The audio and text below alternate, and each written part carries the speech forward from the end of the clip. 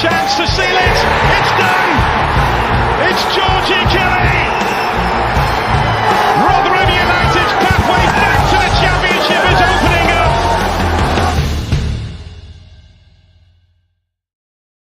Hello, everybody. Welcome again to New York Talk. We're back after a couple of weeks now. Stuff's happened. Finally, there's been some action in the summer for Rotherham United. So we're going to talk about the renewals, the signing, the kit release, and everything like that. So yeah, should be fun. Mick's back with us. How are you doing, Michael? Oh, good, mate. Thank you. Are you? Very, very good. Thank you. Kev Johnson's back with us. How are you doing, Kev? Yeah, good, mate. Thanks. Tired, but good. And Danny, how's your Sunday been? It's all right. I've just had to rescue the washing from the rain, but other than that, it's been all right. No rain? I can be honest. So yeah, let's start by talking about Friday, Kev. The Legends Night was at New York Stadium. Yeah. Mike Wales, Luke Freckleton, Ben Pringle. A great night, and that sounds like it's going to end up raising a lot of money for the hospice. Yeah. Oh, it's gone blank. You paused then. Yeah, no, it was fantastic, mate. Obviously the first two I thought were brilliant, but I thought the third one it exceeded that, and it was thanks to everybody. All the people who were there seemed to have a great time. I think I can generally run another one in a few months and sell it out again, because everyone was saying, when's another one? But obviously we'll take us time with that one and do it again. But we'll try and go bigger and better. But I can't thank everybody enough who came. Obviously the Legends for doing it, Brex and Ronnie for helping. Obviously Woody for coming and turning up. And I think he was the star of the show. To be fair, everyone wanted a piece of Woody. Yeah, and the money we raised, we're still counting. But the last one we did, we raised $11,500. We've definitely eclipsed that. I'm still hoping for the magic 15, but it's going to be close. We'll know in the next few days. Brilliant. Unbelievable scenes. That's fantastic.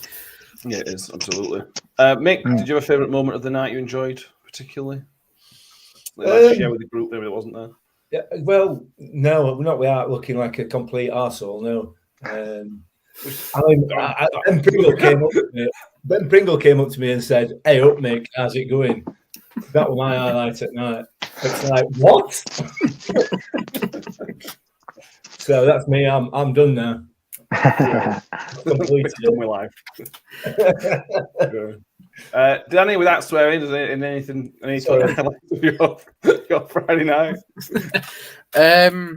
My favourite bit has to be I showed my mum a picture of like the panel that was there on the night, and she said to me, "Oh, who's the good-looking bloke on the end?" And I went, "Oh, Martin McIntosh." And she went, "Oh, he's quite good-looking, him."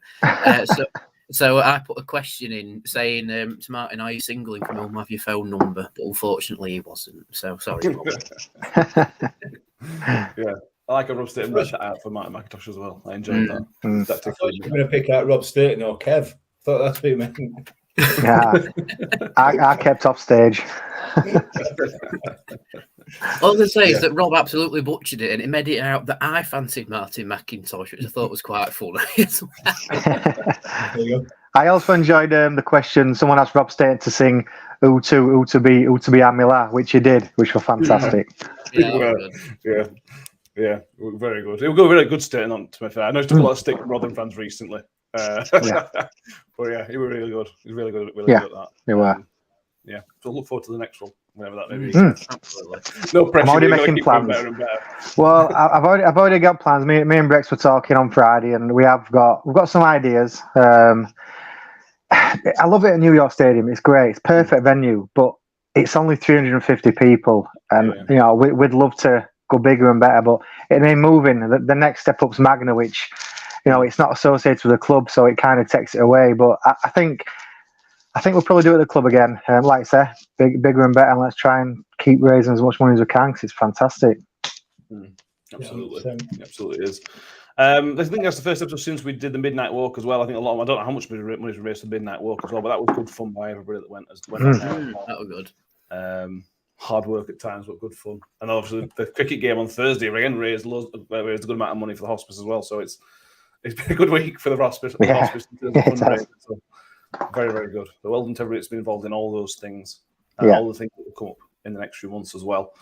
We've got a few people in the comments saying hello. Power Mars, Damien Dunkel, Kim Haywood, Luca Wild Goose, Ryan S, Steve Grundy. I've not got the Orcs. We'll be here all night for that. Thank you. I forgot my trophy. Hang on. Danny's got a trophy. Our hospice trophy. I forgot to put it up. Right, the hospice trophy. Yeah, Danny's also doing a football game for the hospice in 2 weeks' time. We'll talk about that in a bit. We'll cover it later, Danny.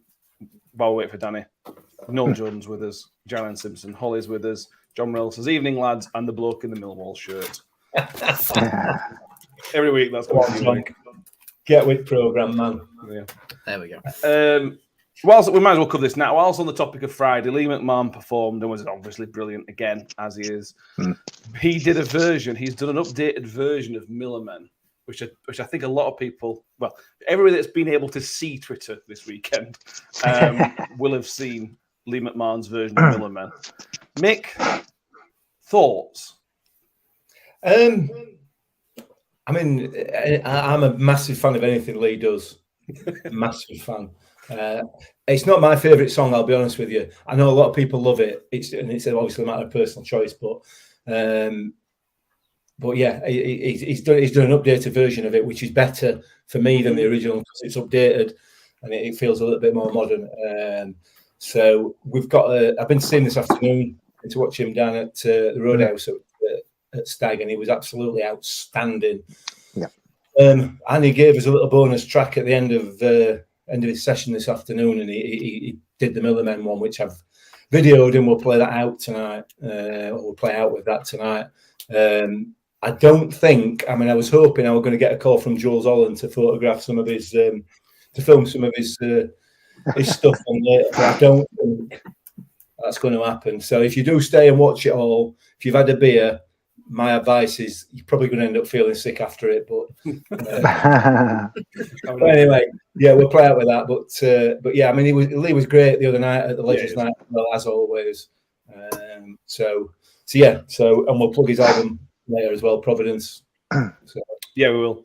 In terms of Millerman, though, Danny, I like it. I like the original. I like the updated version. I would definitely like the club to do something about it. I think you could have that for the players walking out to that and the entire stadium. We went to Sweden and watched the Hammarby game in the summer, and one of the best bits about the game was as the players came out, the entire stadium was singing their song that they have, and it just made it. It wasn't just a clapping, as the players came out. It just added something a lot. I felt.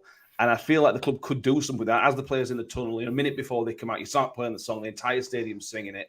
And as the players come out, you continue singing it. I feel like it could really add to the atmosphere. Oh, yeah, I think so as well. And for me, anyway, it sort of felt like it got lost for a little bit. You know, I like, you see the older games, especially the one on YouTube that's against Plymouth in 1981. And that's properly being belted out. But certainly from when I started going to New York Stadium, it's always been quiet with Millermen until it sort of weirdly got rediscovered.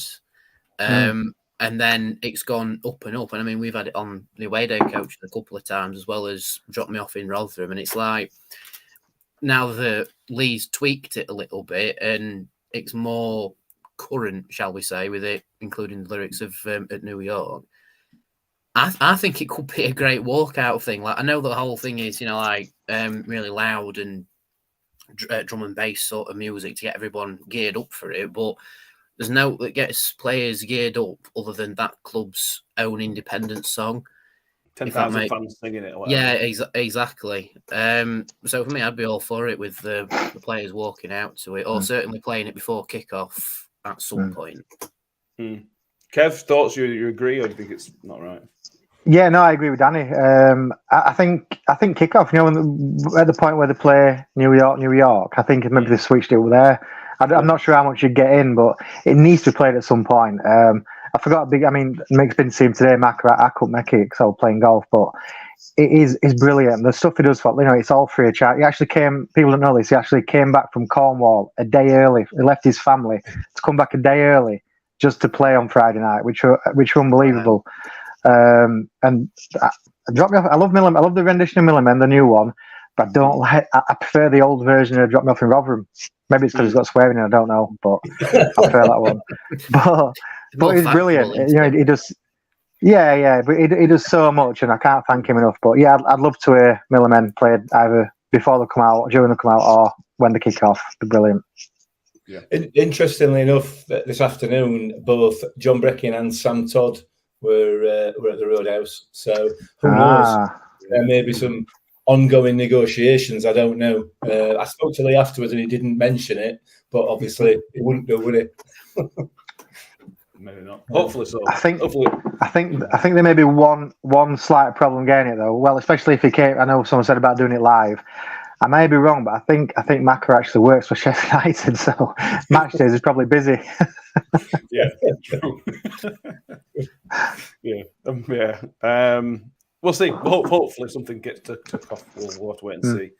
Neil just asked, will we be able to download it? At the moment, no. It's just you just done it live a couple of times. We'll see what happens. We'll see what happens with it. John Morrell says, totally agree. Something about a team singing their song at the start. It's St Andrews there belting out the KRO as the players walk out. It makes a huge difference, yeah. If it wasn't for those pesky Sheffield United fans, we'd still have grease and chip butter. Yeah. Well, true. Right, let's move on to the signings of the week. Mick, let's start with Lee Peltier. All of them signed 1-year contracts, but there's 4 players signed this week. All defenders. Lee Peltier is one of them. He is a very solid player. There's no thrills, there's no spills. He is just Lee Peltier, and I think it's a very shrewd re-signing. It absolutely is. Absolutely is one of the most crucial parts of the team that you need the experience is at the back there. And Pelt's got it in absolute buckets, hasn't he? And as you rightly point out, he is a solid championship defender.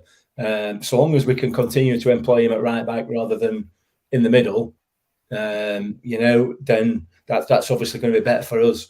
But a top signing for us. It's just experience and solid. Hopefully, Peter Kioso will get his chance this season. So there's a decent interchange between those two in terms of youth and experience. But a good signing for me, definitely. And he's one of them, Kev, that he's a right back. I think he is a right back by trade, but he can do a job at centre half in a 4 or in a 3. He could probably play left back. And if we were properly desperate, you could probably chuck him at left back. So he's just so versatile. He's not just this position, and the experience in there as well. He just suits the squad, really, I think. Yeah, I think that's key thing is experience. Because obviously we've lost Woody now, who brought that to the table. So having someone like Peltz in just brings that extra bit of experience and just a calm head who can, like, if we're losing or struggling on something you're changing, he can relay something from the manager to the team and just calm them down and get their head back in game. But it's not just his experience; he brings quality for me. I think he's great. He settled in pretty much straight away. It was solid throughout the season.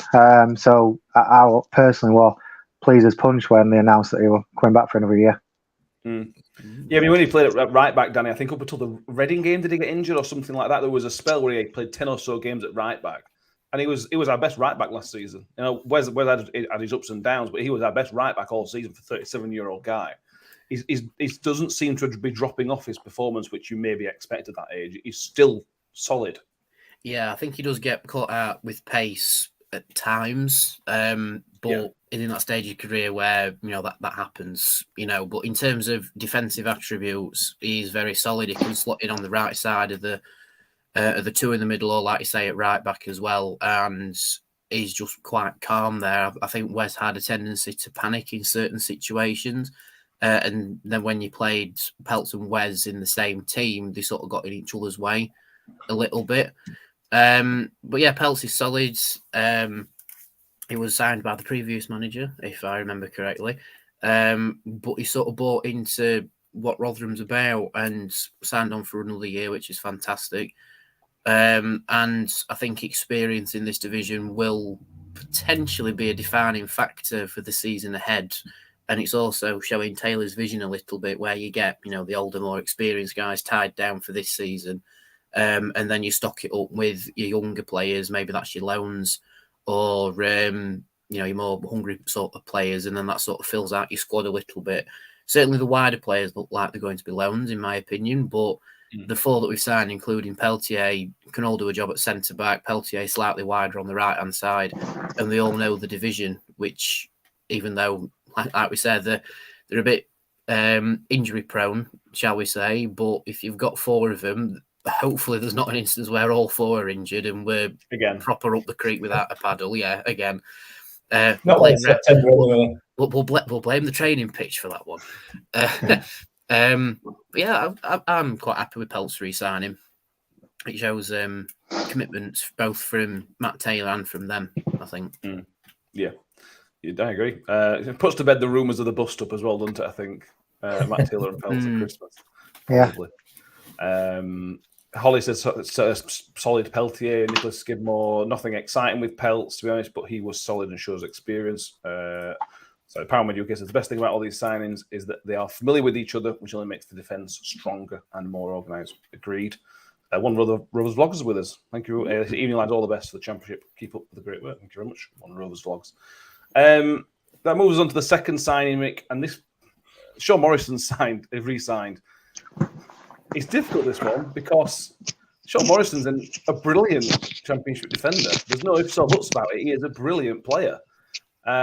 He is only with us because he has been injured. That's the only reason he's at Rotherham United. So if you can keep Sean Morrison fit, my God, you've got some defender there. I mean, it's ridiculous, that, isn't it?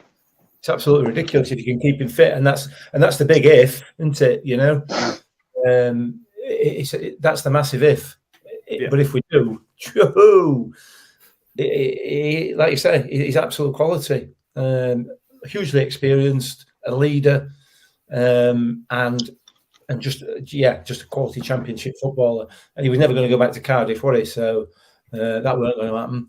I don't think anybody's going to go to Cardiff by the looks of it this season. The state of there.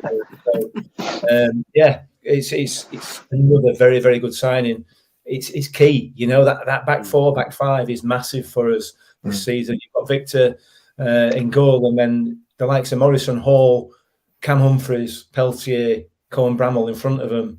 It's shaping up to be a pretty solid back line there, and with him in the middle, with Morrison in the middle and leading, it's a great start for me.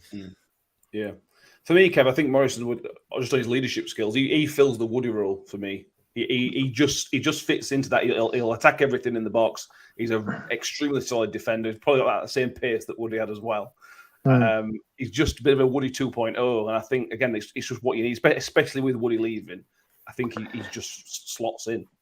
Yeah, definitely. And like Mick just said, it's if he can keep him fit. I mean, I'd wrap him in cotton wool this pre-season. I won't be. And whether he can play every game or not, I don't know. But if he, like Mick again, what he said, if we can keep him fit, we have got an absolute quality championship defender who can, like Pelts, lead from the back and lead all the youngsters. And I personally, I think since we're commenting about Rathbone being captain, I'd probably make Morrison captain. I'd probably make him captain. Yeah, I would. Yeah, Scott Kent, with a big question: would you keep Rathbone as captain or make Mosley captain? I would. As a born leader. That is good. Captain is going to be a question, Danny, because Ben Wiles was vice captain. But is Ben Wiles captain material? Especially when you got Sean Morrison, you've got Lee Peltier, Grant Hall. You've got those 3 are leaders, and does it matter, Danny? Does it matter? It's almost like we've got leaders in every third of the pitch now. True. You've got Morrison and Peltier, to be fair, at the back. Then you've got Rathbone in midfield, potentially Wiles, as vice captain as well in that area, and then you've got Hugo up top. But I think that's good. It's good to have people who know what leadership is in each third of the pitch, because then you can keep that third regimented whilst also working as a cohesive unit. whether or not they can put it into a game plan, we don't know. We'll have to wait and see, because we've not kicked a ball in any sort of pre-season fixture yet, so we'll have to see. But yeah, just going to Sean Morrison, I think the name Sean Morrison is a bit of a coup. I mean, it was a bit of a coup when we got him in January. It's just a shame that he only managed 2 games before getting injured. Again, we'll blame the training pitch for that. But if Morrison can stay fit, that's a fantastic thing. For me, anyway, if he stays fit, it might be a bit dangerous just having him on a year contract. We'll have to see how we get between August and January, whether or not we might bump it up a year, depending on if he stayed fit, you know. But it's like a younger version of Woody. You know, we all love Woody, but unfortunately, we've traded him for a younger model, haven't we? Yeah, it does seem that way. We'll talk about Tyler Blackett in a minute because again he's signed. But Palmer comes in with one of the things that has been mentioned on Twitter. The only downside is that they're all 1-year contracts next season could be dangerous. That's when we're looking at it, Mick. And I do agree. I do understand that is a valid way of looking at it. But Sean Morrison's had a horrendous time with injury. Why would you offer him a 2 or 3 year contract? Grant Hall's had a horrendous year with injuries. Why would you offer him a 2-year contract? Peltier's 37. Why would you offer him a contract till he's 39? And Tyler Blackett he's been again injured. So for me, I think that's really smart business. You're saying, right, perform. You perform for us and we stay up, there'll probably be another year's contract in there. If you perform and we go down, you move on to somewhere else. I personally, for those type of players, I think the 1-year contract's the right move. I mean, you've asked the question and you've answered it, and yeah, realistically, no, I'm not. But you have, you know, why would you go any longer on those players for the very reasons you've outlined there? You know, the lads who've suffered injuries, Hall and Morrison, they've got to be in a position, again, given their ages as well, to prove that they are going to be a longer term asset to the club. You know, there's no point signing Sean Morrison on a 3-year deal and then he pulls his hamstring and he's out or whatever, just his cruciate and he's out for a season. It's you know, it's daft. So I think they've done absolutely the right thing with each one, and then the players have taken that on board, haven't they? Clearly, because they've signed. You know, and we can start. Well, I'm sure this management team and the recruitment team, once this transfer window's shut, they'll already be planning for January and for next year. You know, no matter what. So yeah, I think it's right. I think that's. I think it's there are good deals, and they're good deals for the reasons you outlined there for me. Yeah, Johnson says the 1-year contract means they need to perform as well to get new contract with us or elsewhere. John Morrell says, I'd say if we stay up, then the following season you probably want to replace some of those in the following 12 months anyway. And again, Kev, so not only is it good from an injury point of view, you're also saying, right, if we go down, we're not tied into these people 3-year contract in League One, or if we stay up, it allows us to move forward as well. Yeah, I think that's exactly right. Maybe playing devil's advocate a bit here, I don't know. Matt Taylor and Tony Stewart know that this is a huge year and even tougher than last year. Just looking at the teams that have come down and how much they've invested, the teams that have come up, and apart from them blue and white things down the road, well, we don't know what's happening yet, but the other two, Ipswich and Plymouth, is it? Who else came up? Yeah, Ipswich, Plymouth. Yeah. They're going to sign. I think Ipswich paid £4 million for player a day. That's something we can dream of doing. So I think Taylor knows that this is a massive season, and you know the odds are against us again. So I think they're being very clever. 1-year deals. You know, for if we do go down, which touch wood, we don't. If they do go down, we're not tied into these long contracts and big, because they'll be earning big money. These guys, I know they're not mugs from League Two. They're good players. So yeah, I think it's clever. We're win-win for everybody. If the performance do up, they get another deal. If the performance still go down, we let them go and rebuild. Yeah, and you all need to look as far as Tom Eaves, Danny, to look at somebody who maybe shouldn't have been signed. And this is not a dig at the time. He was a player that obviously Paul wanted and the recruit wanted, but we're stuck with him for at least 2 more years if somebody doesn't come in and get him. And that, I think maybe it's a bit of a learning curve as well, because what were he, 31 when we signed him as well? So maybe it's a learning thing as well. Yeah, I mean, when he did sign, we've been told by a few people at Hull that bit hit and miss. But that's why I was a bit surprised that it was a 3-year contract. It's like, 3-year contract for someone who's 30 and a little bit out of form.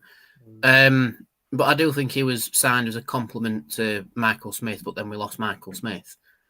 That interchangeable big man up top role that Smithy was going to play, but then didn't play for us. But yeah, I could see Eves maybe not being in Taylor's plans, maybe getting loaned out somewhere. Or he might have an unreal pre-season and get in the squad. We don't know. We'll have to see how he performs and gets on, mainly against Middlesbrough and Sheffield United, if he's still here at that point. Because that's the sort of level we should be competitive, to say the least, against. Yeah, it's going to be an interesting one to see what happens with Tom Eaves. Signed under the previous regime, didn't really get a look in on Taylor at that time. Like, will he suit Taylor's style? Don't know. We'll have to wait and see. Mm-hmm. Yeah. Troop says he promised 20 goals, didn't score one, and only got 1 assist. Yeah, I do feel sorry for Tom Eaves. It's not his fault, but it is what it is. The third re-signing of the week, Mick, was Tyler Blackett. Again, signed on a 1-year contract. Gives you that flexibility, a bit like Pelty, but a left-footed Pelty, I suppose. Maybe not as solid, or I'm being a bit harsh on Blackett there. He looks. We haven't seen much of him, but he strikes me as the kind of guy who has got a mistake in him.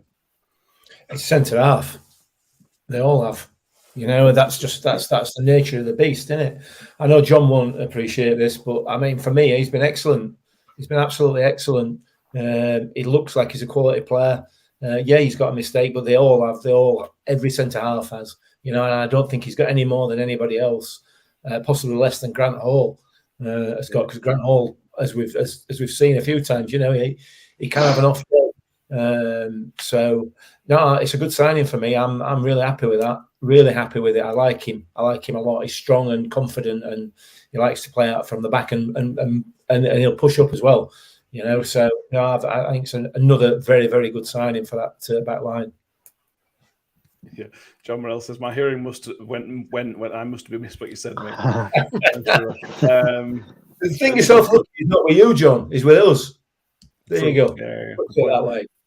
Nicholas Skimmo says Blackett is more of a technical player, like Cam, good on the ball. Yeah, I think that's also really important. Kev, Cam Humphrey is excellent on the ball. Tyler Blackett looks good on the ball. Sean Morrison less so. Peltier less so. You've got a good mix of options for different types of plans and different types of opponents. Yeah, he's got. I mean, Taylor clearly believes sorting out defence is key, which is right. I suppose get that right, and the rest should follow. But I like Blackett. I think he's great, and Nicholas is right. He's very technical. Reminds me a bit of Semi Ajayi before, when he moved back into that kind of CDM role or dropping back a bit forward. He's very good going forward, and we saw some glimpses of him. And I think get pre-season under his belt and playing the way Taylor wants to play, I think we could have some big things for him. Yeah, he could be a regular, solid player again. Yeah, and also, Danny, we're a little bit light on the left-hand side, but Cohen Bramwell, obviously, the elder gone, and I very, very like to come back. He can more than fill in at left back as well. So you got that flexibility of filling in roles if and when needed. Yeah, it's good to have versatility with your defenders and how they can stack up with different roles. We never really put Joe Mattock at being a left-sided centre-back, but he did a job when he was here. And yeah, Blackett would be good at cover if we played a more flatter back four. Rather than an attacking, more attacking wide players at the back anyway. But yeah, with Blackett, I was surprised at how young he was. I thought he'd be over 30, but he's 29. That's quite, that's interesting to me. I thought he was older. Like we've not playing for a bit and being out of favour, like someone of his age, which is like, within that bubble of the prime of a career. For him to not really get a look in and then sign for us and be fairly solid in the games that he played until he got a bit injured. Again, we'll blame the training pitch. I think he could be a quality addition. But again, if he stays fit, it'll be fantastic, because then it could possibly give Humphreys a rest at times and like to save him for other games, as well as Blackett, starting out right. It could also be very good cover for Humphreys if, say, we've got a few games in a week or over the busy Christmas or Easter period, just to name a couple spells. But yeah, I'm really happy with the back line so far. We've still got one more player to mention as well. We've got Humphreys, which I think is basically a certified starter, really. And then on the one side of him, you've got a few to pick from, Morrison, Peltier, the one we'll mention in a minute, and then you've got Blackett, who's more of your left-sided player.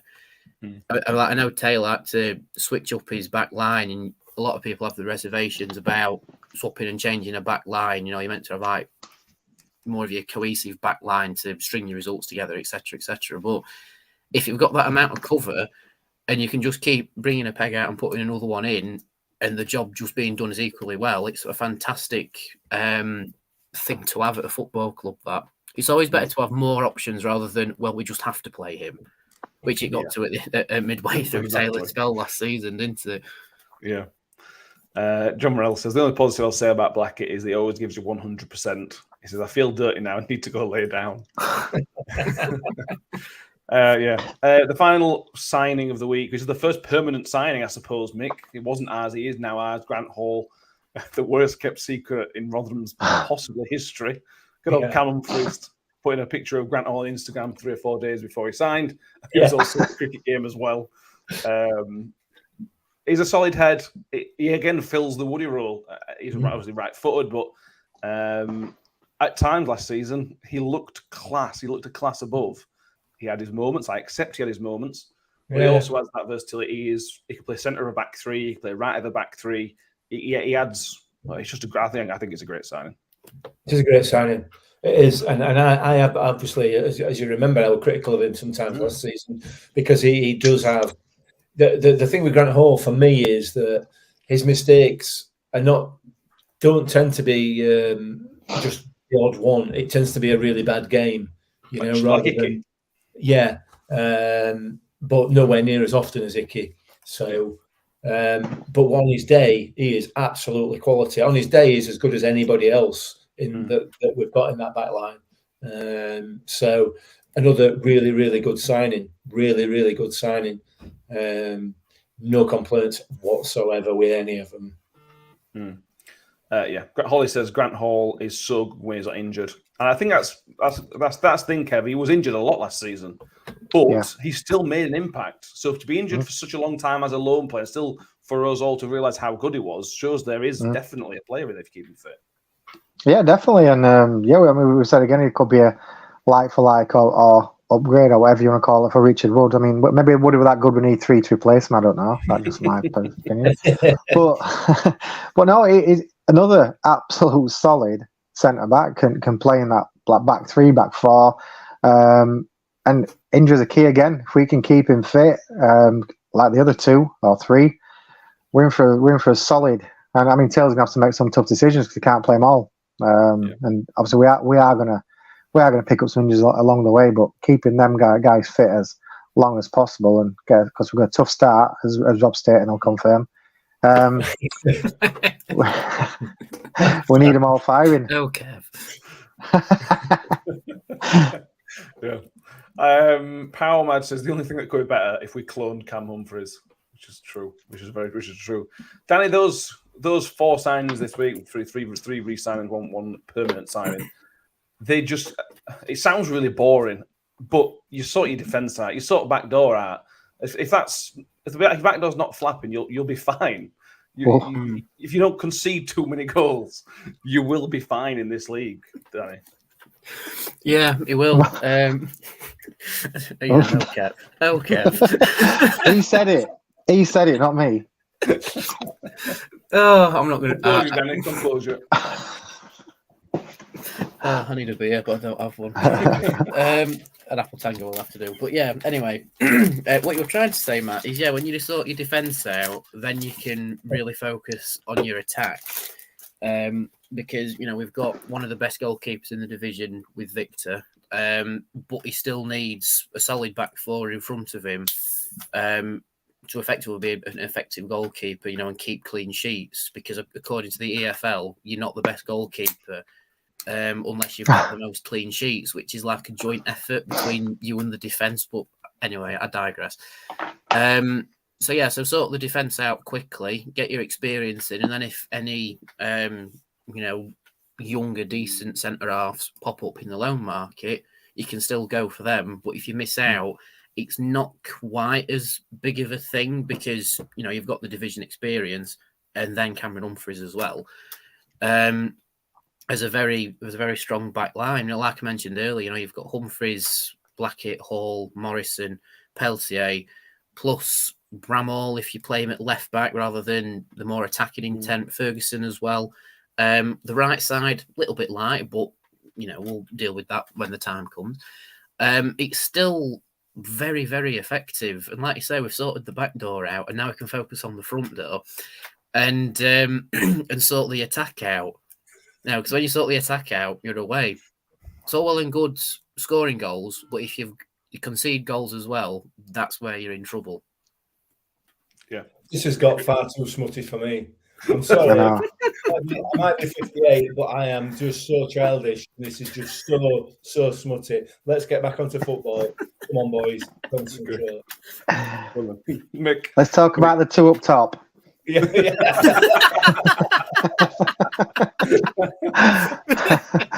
Oh dear. We've got silly on it.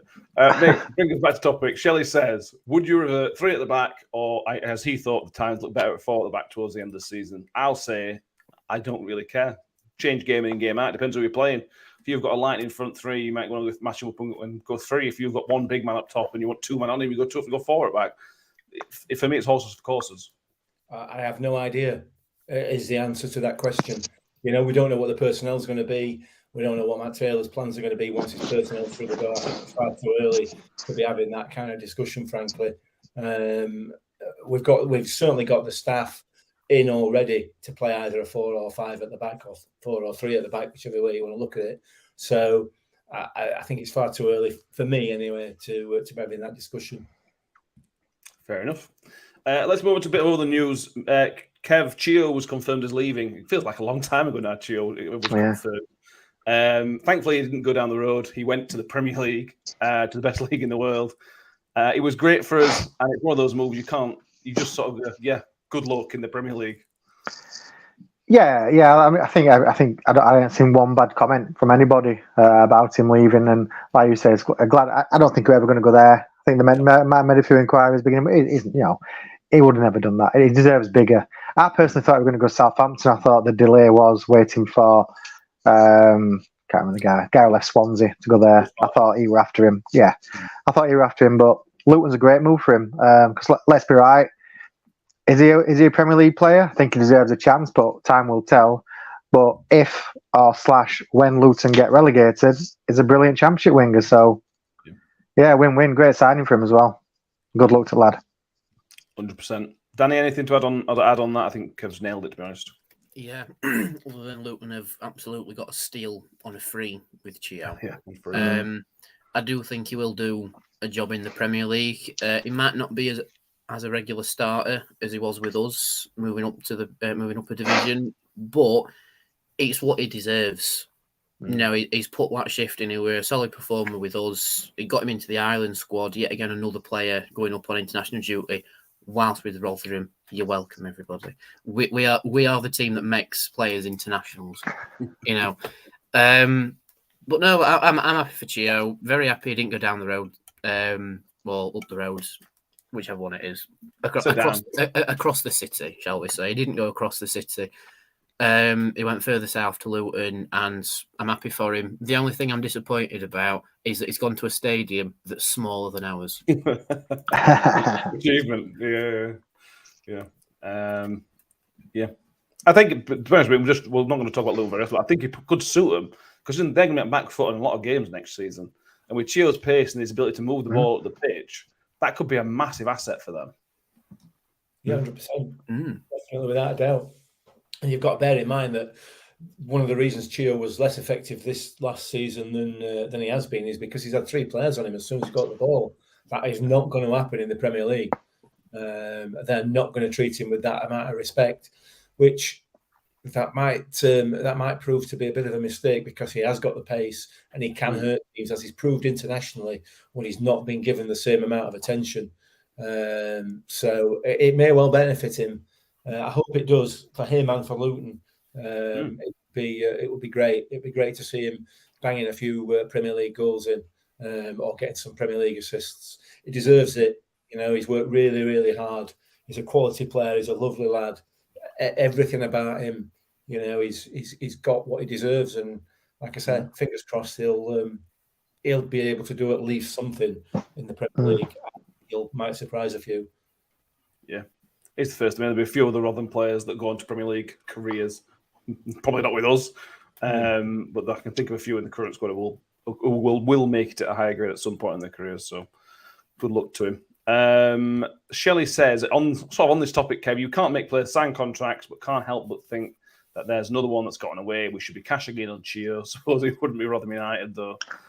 Yeah, but then we sell him in January for £1 million or whatever it might be, and we might have gone down because the margins were still quite fine, weren't they? Yeah, they were, and I mean, Shelley's right. It would be nice. It would be nice to actually one day make some decent money. But you can't make it. I mean, we signed him from Shamrock Rovers, did we, for 50 grand or something? And I know he won not a lot of money, so.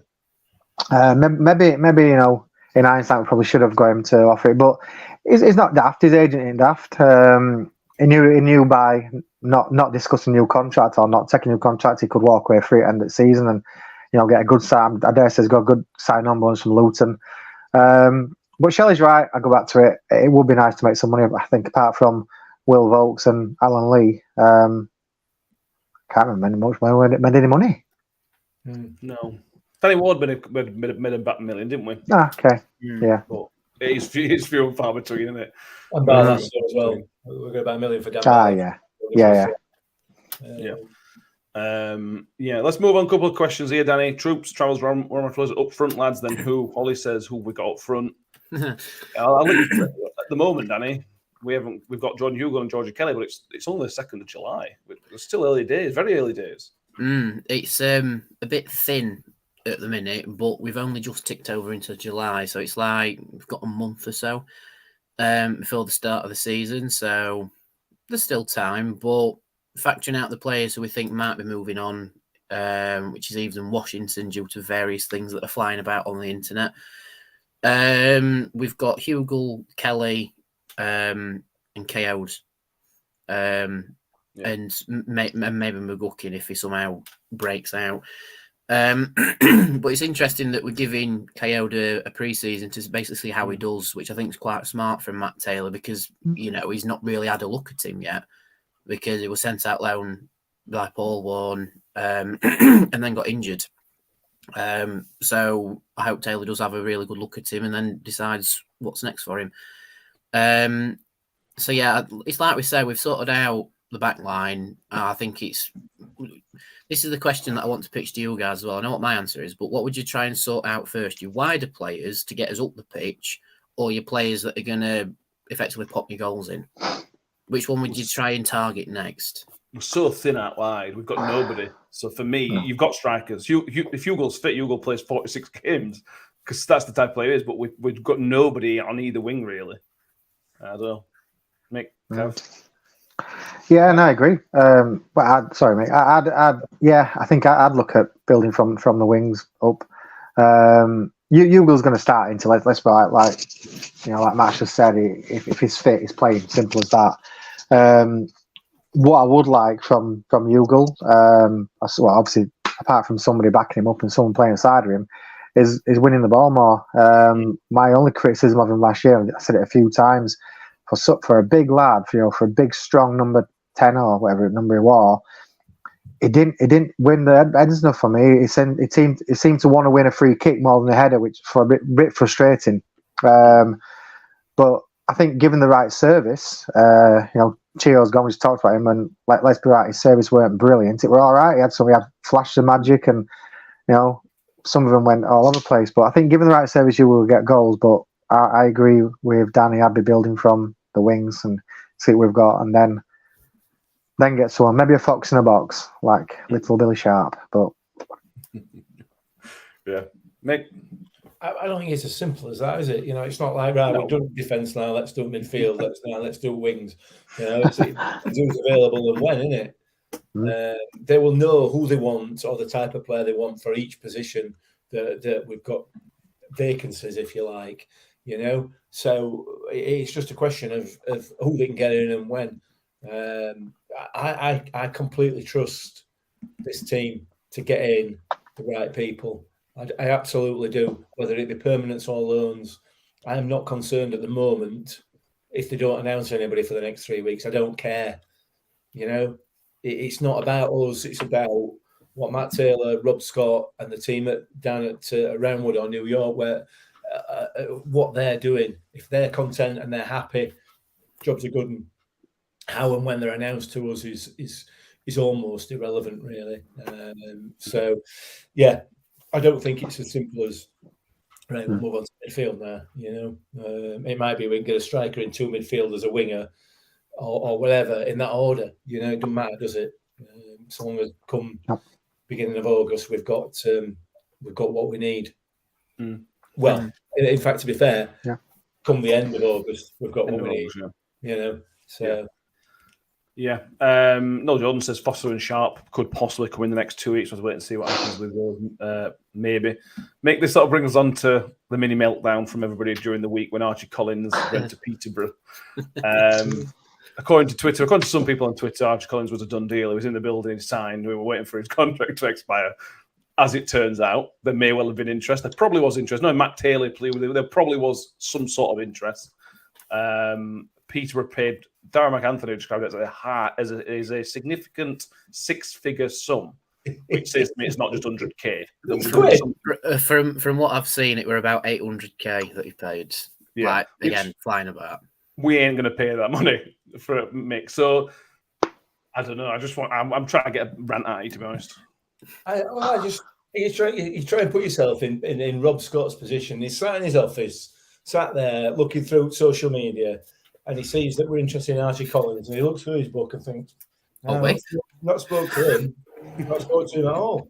And then 2 weeks later, all of a sudden, he's worst person in the world and we're worst club in the world because we haven't managed to get Peterborough on a player that we were never interested in. What? Honestly, it's a different world, this. You know, it's like we create a rumour and then complain that club hadn't dealt with rumour the way we bought the player that we created a rumour from. It's just nonsense, isn't it? It's one of the upsides to Elon Musk new condensing of Twitter, less transfer rumours. Yeah. I did have a word with him and asked him if he could ban a few people. He obviously come up with this. He said, it's a good enough idea for me. Like, I'll deal with it. Yeah. So, yeah. He's not coming to us. We're not going to pay that kind of money. The thing is, though, it wasn't even a transfer fee. It was purely compensation to Exeter. Because he was under 24, I think. Were we ever actually interested? There was probably... Matt Taylor played with him, and he is a very good player. So there probably was something. How far we will never know. It was probably on the list at some point. Whether or not he was on the final list, we'll probably never know because that'll be tucked up in a drawer somewhere and we won't see it for 50 years. When a player like that's available, he's going to be on the list, isn't it? When he's available. So why throw your Teddy out at cop when he doesn't sign? Because it's Rotherham United fans, mate. That's why. I can't get head around it. I need it explaining to me. It doesn't make any sense. I also like the Billy Sharp rumour, which everybody got upset about as well. Apparently, again, Billy Sharp was in the door and he'd signed, and apparently it's fell through. And again, it might have been interested. We just don't know. We don't know, and I think that's the beauty of this. I mean, I was a big fan of the ex manager. I'll not mention his name and his backroom staff, but we did tend to get a lot of information come out of the dressing room. Matt Taylor and his gang are totally different. Nobody knows. People ask me on Twitter all the time, send me a message, any news or doing this. I'm like, I ain't got a clue. Like the Arch Collins one. I think I put on surely would have more to offer than Peterborough if we're interested in him. But I dare say we were, like you said. I'm sure we were interested. I'm sure they made an inquiry, and maybe it would have been nice if the compensation were a decent amount. Thinking of the future, getting on a 3-year deal, one for the future, speculate to accumulate kind of thing. But we're never going to spend that kind of money. And the same with Billy Sharp. I'm sure we've talked to him. I'm sure they've offered him a contract. Maybe he wants 2 years, maybe he wants 1 year. But who actually knows? And who actually knows if he can do a job? So personally, I think he could do a job. He certainly couldn't play every game, every minute of every game. He could come on for 20, half an hour at the end, but he'd get goals. But who knows? Only two people know, probably Matt Taylor, Rob Scott. Exactly. Correct. Reg says, suppose it can't be that good if it's signed for Peterborough. You said I look at some of the players they've then sold on. Yeah. Their model is sign players, sell players, stay in League One. So dabble in the Championship if you can. Dabble, yeah. That's basically all the transfer stuff. Before we move on, Danny, is there any other transfer nonsense that's worth mentioning? I don't think there is really, is there? There's that lad who's called Christ from. Yeah. Where's he from anyway? Slovan Liberec or something. Liberec. Yeah, it's a team that's got a lot of vowels in it, isn't it? Nailed on with signing. Yeah. Yeah, and I really hope to play on him. He called Christ as well. But yeah, so there's that one, and then there's this. I mean, even though Billy Sharp's told the Star that he's going to give it a bit to decide on where he's going, it's still floating about. Like you say, it got turned down, and then suddenly, he wanted to, like I said, Kev maybe wanted 2 year, maybe wanted a year under coaching role to get his foot in the door in coaching.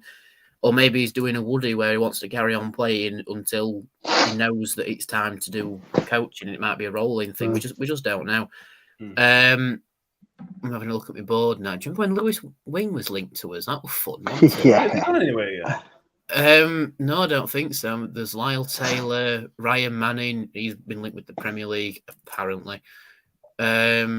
Daniel Ayala, that's another one. That was a done deal about a month ago, wasn't it? Yeah. We're just trying to create some Twitter fun for this week. Is that what this basically? Yeah, I mean, we were linked to Ayala. Trying to create some content for next Sunday's episode. All right, sorry, got you.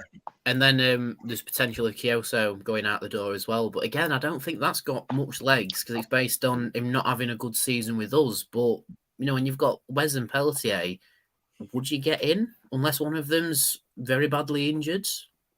And then you've got Chio slightly in front of it as well. I think this could be Kyoso's breakout if he stays because he could fill in where Wes left, really. Possibly. We will wait and see.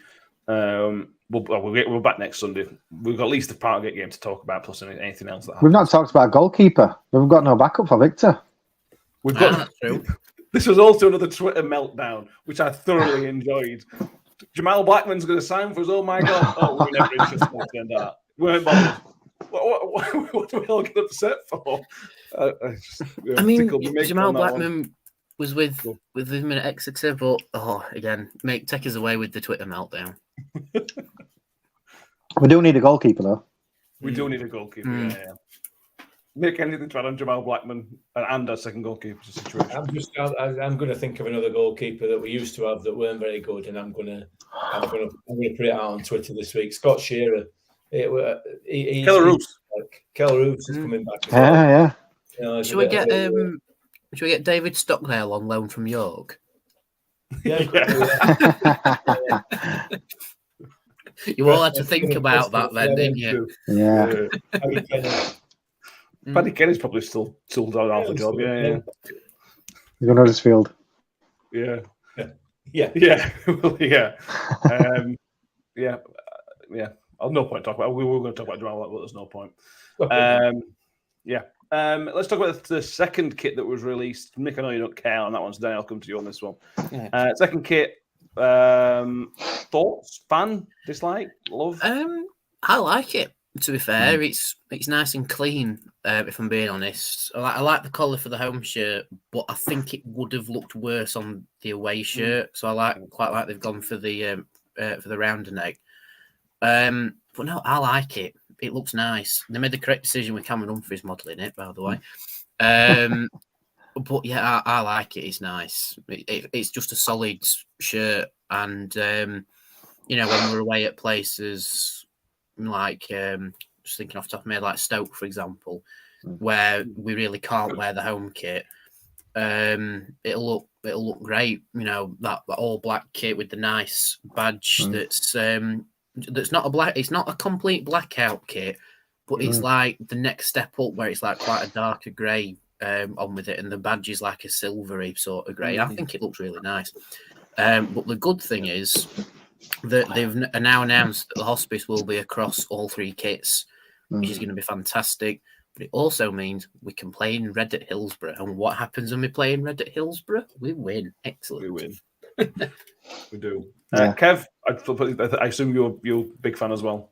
Massive fan, mate. Love it. I don't know about it. I mean, first of all, the hospice thing. You guys set the trend of that with these shirts. You guys did that. But yeah, I love it. Not that we want compensation or anything. Well, no. Looks good though. Well, no, the black. I don't generally buy kits, but I will definitely be going out and buying this one. I love it. So just not buy. It's just I'm not one of these fans who wears kits on holiday, but I would wear that away. I think it's smart looking. Yeah, love it. Massive fan. The only thing is, it's more of a colder weather holiday shirt with it being black. Like, I can't really picture going to Spain in 35-degree heat and wearing a black shirt. You would be in trouble. Especially these white arms. Yeah. Yeah. There we go. Anything else that we need to mention? Now, do you want to quickly mention the game next Saturday first? Absolutely. So on the 15th of this month at Flash Lane in Bramley, we're doing the Kimmy Park charity match for Rotherham Hospice. Raffle tickets are on sale now. So if you want to head over to the page on Twitter or Facebook and just ask to buy raffle tickets, they're £1 a strip. If you want to get involved, we've got some good prizes. We've got a signed shirt. The Community Sports Trust have very kindly given us a signed ball from John Breckin, and potentially a signed boxing glove as well. And there are a couple of other things we're sorting out, plus a load of more local prizes, like bowling passes, gym passes, various things that you can win. But yeah, come on down. We're going to be competing for this cup that's at the side of me that has got Ben Pringle's boot in it for some reason. But yeah, so we're going to be competing for that. Reds against Greens. The squads are all sorted and finalised. And yeah, just come on down and enjoy yourselves. We don't take it too seriously. So we won't be having like World Cup style tackles, unfortunately. But no, it's going to be a fantastic game. I've watched and competed against a few of the lads in training already, and it's 2 very decent teams this year. The goalkeepers are absolutely unreal, by the way. So it might go to the penalties, so you might get your money's worth. But yeah, tell them we need number 2 at club. Yeah, maybe. It's just a shame one at keeper's a Wednesday fan, but anyway. But yeah, just come on down, enjoy yourselves. I believe kickoff's at 1 o'clock and doors open at 12. So yeah, come on, get down, enjoy yourself. There'll be lots of things to do, lots of stalls and stuff. Grace and Andy are coming down, so there'll be a bit of art you can buy as well. And there may be a former player appearance as well, but that is still in the works at the minute. Ooh, tease. John Morrell wants to know if we can all have a quick laugh at Barnsley's kit. Yes, we can. Yeah. That's a shocker. That's a shocker. Oh, yeah. Oh, dear. It's up there as one of the worst English kits I've ever seen. I can't think of a worse. You know what? Sometimes you go away in third kits, they go a bit mad and try something a bit different. It's just the one they've got to wear all the time. I just don't know. I mean, to me, it looks like a kit that New England Revolution would wear in the MLS. Like, I know they've got an American mobile company as a sponsor, but they must have had an input on that. Red with white stars. Excuse me. I'll change my answer. It looks like something a jockey would wear at Royal Ascot. All you need is white hat and whatever trousers are called, and you're away. But it's the central badge and sponsor. It's just if they had them on the sides, it'd look better. But it's just that it's central. It's just keep our badge away from being centralised, especially in the current format just now. Fair enough. Ian Bradley says he went to Barnsley Workshop yesterday. It's worse in real person. Amazing. I don't know how that's possible. If anybody's going to park gate on Friday, me and Danny, you be there, Danny? Kev, you going to be there as well? I can't make it, mate. I'm actually going to watch James at Halifax Peace Gardens. So, oh wow, lucky man. Oh, that's a good night. Yeah. If you're there, me and Danny will be there. come and say hello. There'll be a game played in good spirit, unlike some other sporting events, which we will not mention at the moment. So let's move on from that. Do you want to talk about cricket, Matt? Don't want to talk about cricket today. Pretty sure. It's within the rules. It's just unsportsmanlike. There's no wrong with it. I've got a bit of Rotherham United news if you want. 15th July friendly against Elshire. What? Elshire. What are you talking about? Rotherham United. You know the Rotherham United podcast, the team that we do a podcast about. Yeah. Friendly away in Spain on 15th of July. Against Elshire. Right, where have you got this from? Their website. Elche's website. Wow. I haven't got it from their website. Clearly, I don't do research. Oh, yeah. Are they still in the top division in Spain, or? I don't know whether they're league or Below. not. Can't Yeah, remember. then. Didn't It's come from our Estonian friend Hancock. didn't Quinia play for them? Yes, he did. Oh, did it? Didn't Yeah. he? Oh, okay. Yeah. He's now gone to Udinese, hasn't he? So, Yeah. Well, I've got a bit of friendly news as well. Apparently, according to this club's Twitter, we've got a friendly against Golka United on the 18th of July. That came from Golka United's Twitter. That apparently they're playing us on the 18th. Not quite as glamorous as Elche, but we'll have it. No. I think that might be more of a reserve game, but yeah. There you go. I mean, to be fair, some of us have heard of Elche. I don't know. I don't even know what you just said. You just made that up. Yeah. It's good that people can go out and watch the players. I would show you, but I've reached my Twitter limit for today. Excellent. Good enough.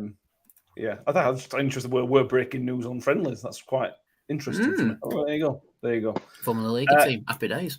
Happy days. Anything else? Final call. Anything else we need to mention before we crack? We've done over an hour, surprisingly, for July. Cool. Right, we're going to play us out with the version of Millerman. If you want, what I will say is, if you want to hear Millerman played out, just tweet the club.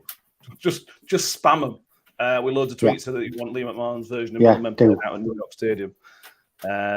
Mick's going to play the buttons for us, and we'll play this out. If you haven't done already, please subscribe on YouTube. We will be back next Sunday.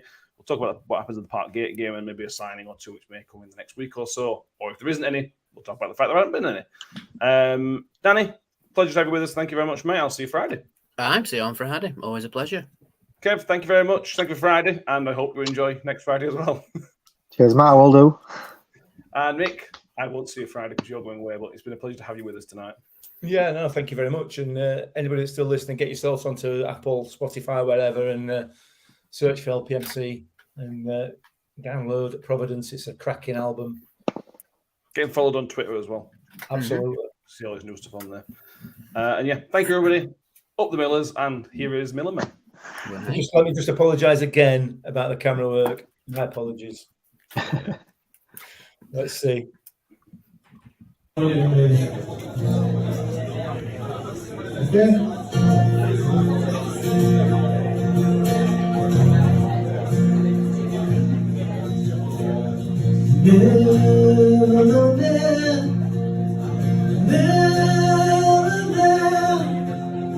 more they try to put us down, the more we'll rise again.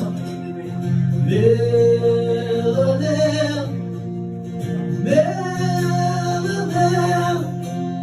no matter what, we'll stand and fight, 'cause we'll win.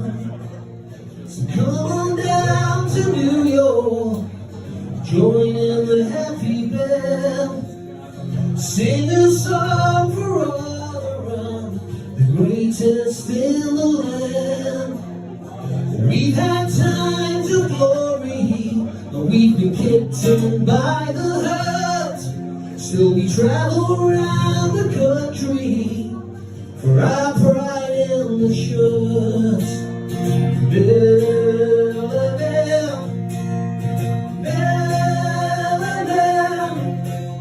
The more they try to put us down, the more we'll rise again.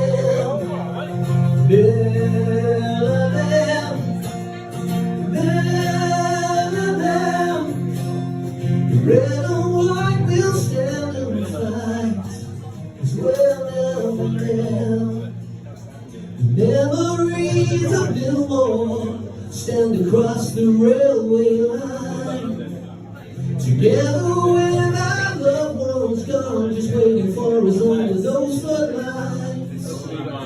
We got our own stories from down the valley to back home, where we've seen heroes come and go, but we the fans are heart and soul. So mail them,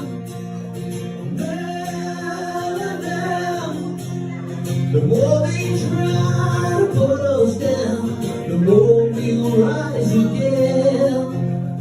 Mail them, the red or white, we'll stand and fight, 'cause we're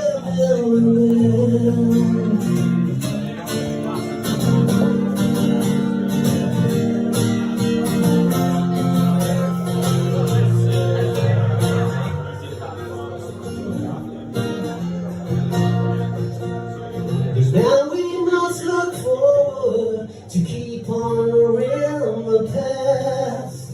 So stretch that shirt across your chest and feel the wind attack. 'Cause now it's time for goodbye. We will find our God to get lost in the magic of the